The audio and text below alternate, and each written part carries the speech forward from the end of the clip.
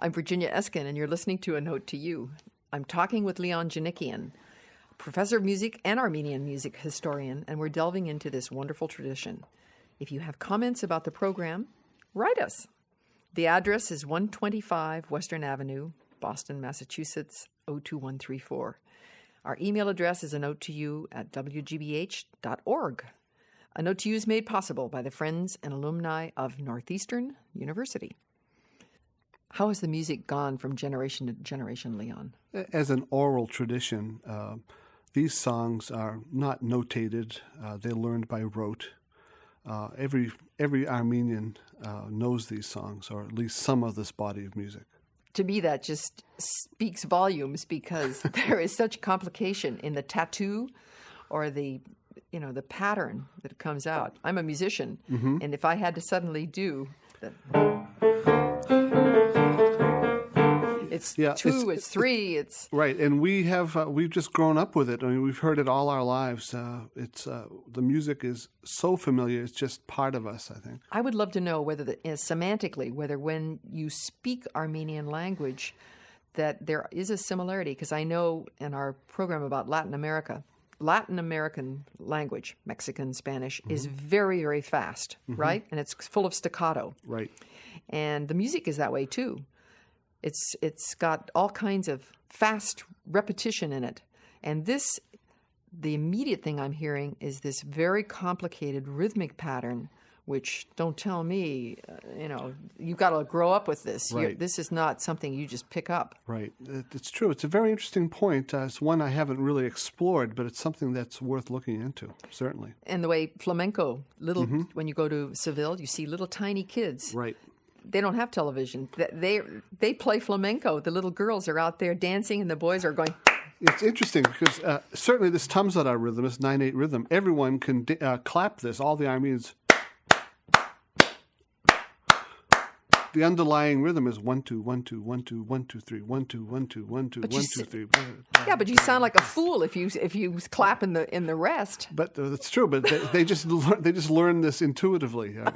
Obviously, no one sits there and counts this out. But it's wonderful. Something they learn intuitively.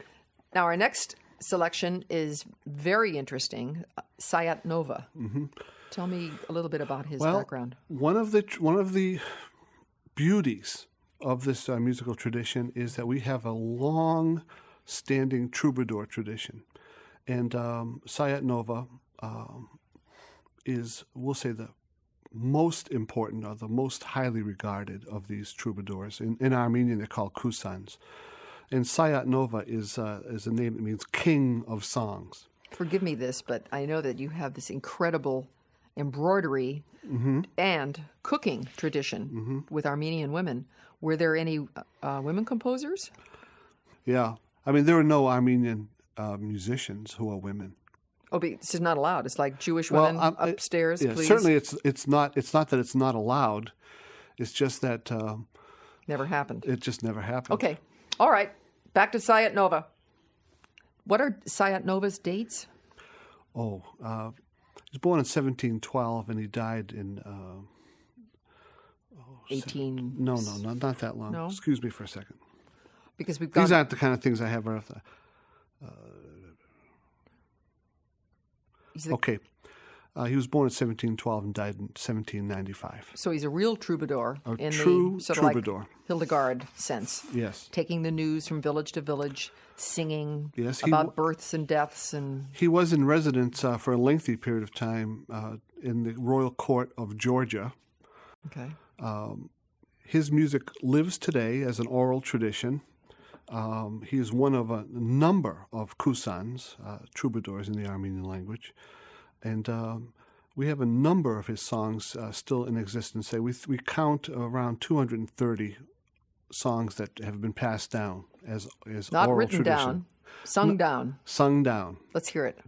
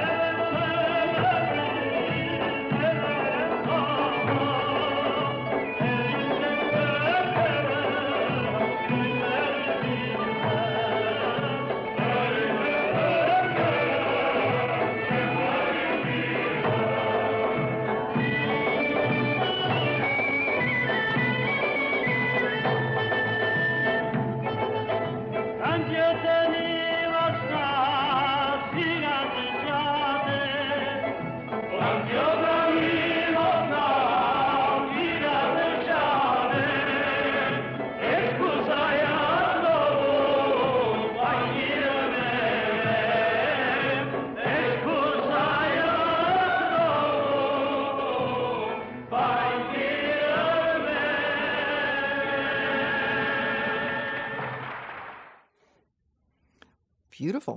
And it has that wonderful, authentic, old-fashioned sound. That's a recording from Yerevan. It's the Armenian state folk ensemble. Great. And this next piece? It's called Kani Vor Janim. Meaning? I have, how many dreams do I have? Correct. And it's a Sayat Nova song.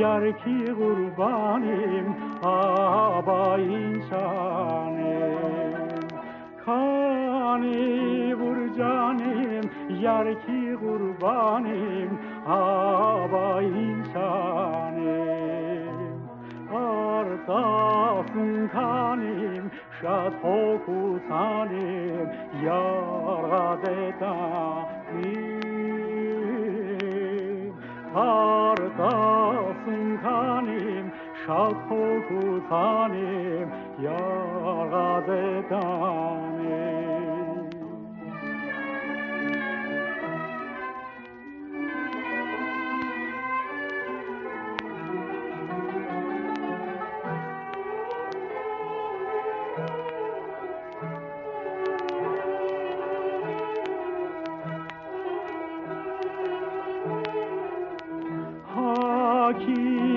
Atlas turlu zaruhat salabudalbom Hakilis atlas turlu zaruhat salabudalbom Teritunisat lățnisuințat urbanim comun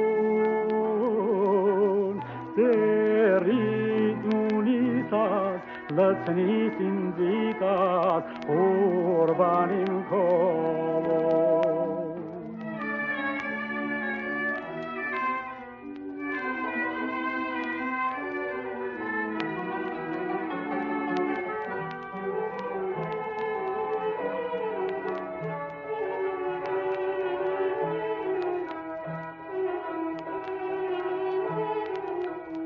Hagdu baxşengat hanis vasnemas kuzayat novum Hagdu baxşengat hanis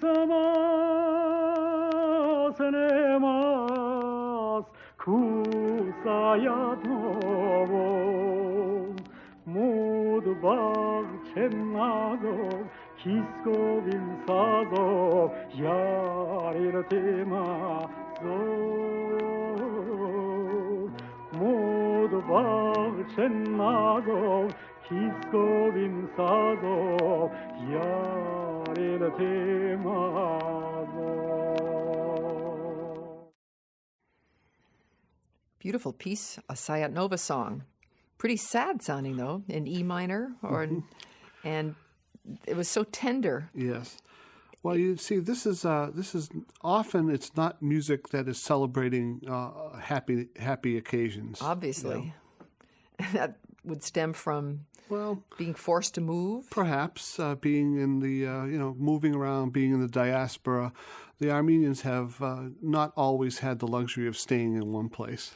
I loved the point that you made, which is profound, Leon, that Armenians, unlike the great immigrant migration, didn't choose to come here. Right. And you grew up hearing your grandparents longing for the old country, which all immigrants do. I mean, I'm Italian. You always hear about grappa, and it was better over in Turin or something. But it's an important sadness that then gets sprinkled down on even folk music. Right. And the circumstances, it's not a situation where one day the Janikians sat down and said, let's move to the United States for a better life. The Janikians and many other of those Armenian emigres had really no choice. Well, we're going to hear now an interesting piece, and his name is Hrant. Well, his given name is Hrant Kengulyan, but he's widely known as Udi Hrant. When an artist achieves very high recognition and virtuosity on an instrument, he or she often takes the name of the instrument as their designated first name. Oh, they're the master. That's right. It's So this is Udi Hrant. Let's hear it.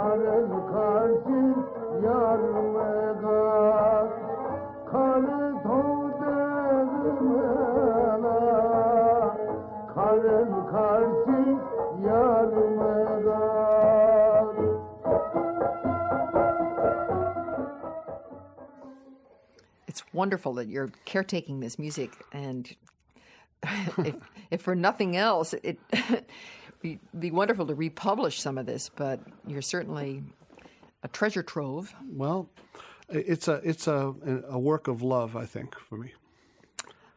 A labor of love. It's great that you're caretaking these rare examples of this incredible culture, because without music to read, you can't learn about something, and if you can't hear it, it's also fatal. And we're at the end of the 20th century. This music is perhaps going to fade as an active performance practice. Well, we know that at universities, though, thank you, politically correct and multicultural, all these guns that have been put to our head, we're very willing to look at cultures and realize you can learn enormously from them. There's, it's not just the great European tradition. That's very true. And you've been so helpful to refurbishing and caretaking this noble tradition, Leon. Tell me about this student of Hrant. Well, this is a gentleman. His name is Harry Minassian, and he's originally from Watertown, Massachusetts, and was a student of Udi Hrant. Studied with Hrant on many of his trips to the United States. And this is his recording of one of Hrant's famous songs, Sirdis Vira Kadmaga.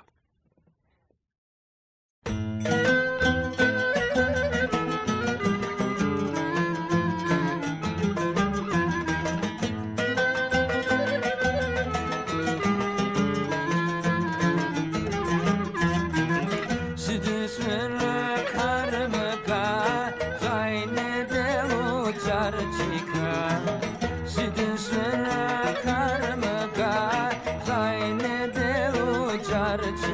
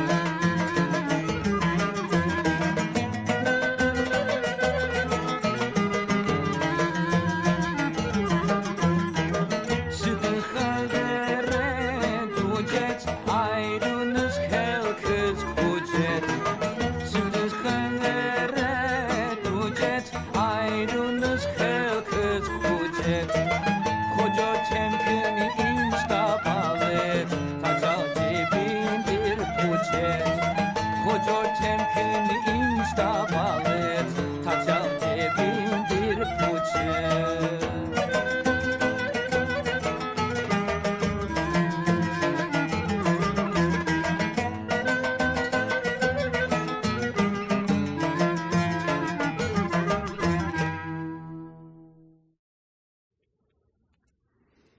Boy, that sounds flavorful. Bring out the Armenian wine. It's so touching the way you talk about the family events and how if a famous musician came to visit, he'd be automatically invited over for a big Right? lunch. It'd be very common for any family event, except funerals, I suppose, but any family event for there to be extemporaneous singing.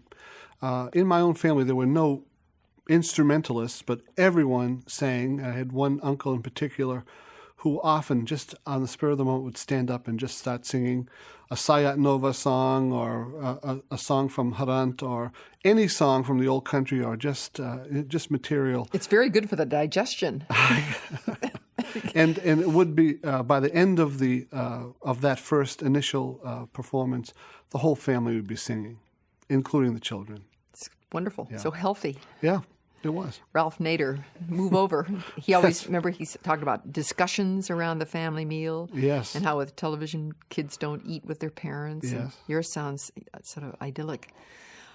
On any given summer day on the weekends, it would be very common for all the residents of different villages throughout the quote old country to get together at one location in Maynard, Mass, called Camp Ararat, or Ararat in the Armenian language, and have a picnic. And I'm very fortunate to actually have a recording from 1951 of music at the picnic for the Marash Armenians, Which is where you're from. where my family is from on both sides, as far back as we can see. It almost sounds like Marshfield, but it isn't. Marash. Yeah, Marash. And what we have here is a recording, just a segment of the whole recording. This is a dance in 9/4. Oh, the old 9/4 beat. The old 9/4 beat for male solo dancers. And it's interesting that this is some of the other music we've heard has had some Western influences in guitars and with guitars and bass. Right. This is the music as it really would have been performed. It's 1951, but it would have been performed this way even into the 19th century with just violin, oud, and dumbek.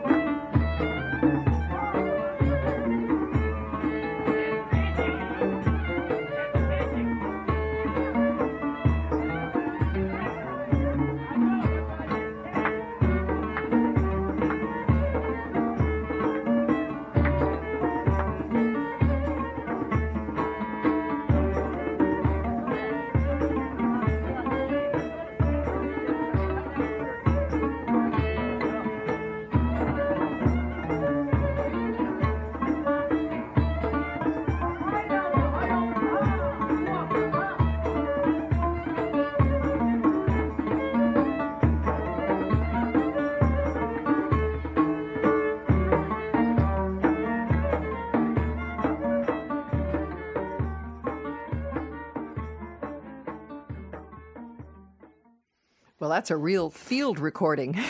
Truly. It sounds like the picnic. So you set up a tape recorder? Well, I was not I was 3 years old when that was recorded, and the person who recorded this did bring up a field recorder. Yes. I'm speaking with Leon Janikian, all about Armenian music. Now let's round out our program, Leon, with an American Armenian, maybe the most famous composer, and he's still very much alive. Yes, he is. Alan Hovhaness. Alan Hovhaness, and this piece is called Prayer of St. Gregory, and it again is from way back to the beginning of this show. We talked about St. Gregory the Illuminator, and that's the St. Gregory we're referring to here. Right. Also, I want to also mention that as a child, Alan Hovhaness was the organist in the church I attended, St. James Armenian Church in Watertown, Mass. How touching. Yeah. Seattle Symphony, conducted by Gerard Schwartz, Alan Hovhaness' piece.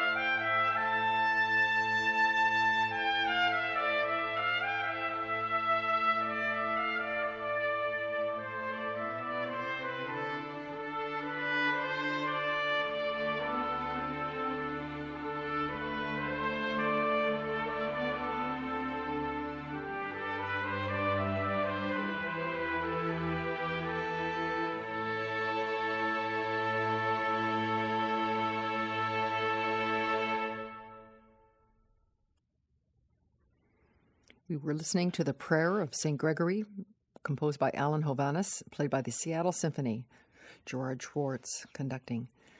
Thanks to Leon Janikian, who's been our guest today. He's a professor of music at Northeastern University and an Armenian music archivist. Our engineer is Alan Mattis. Our producer is Alan McClellan. And we've been getting production help from Andrea Lieberherr. And I'm Virginia Eskin. A Note to You is made possible by the friends and alumni of Northeastern University. It's produced by Northeastern University in cooperation with WGBH Radio, Boston.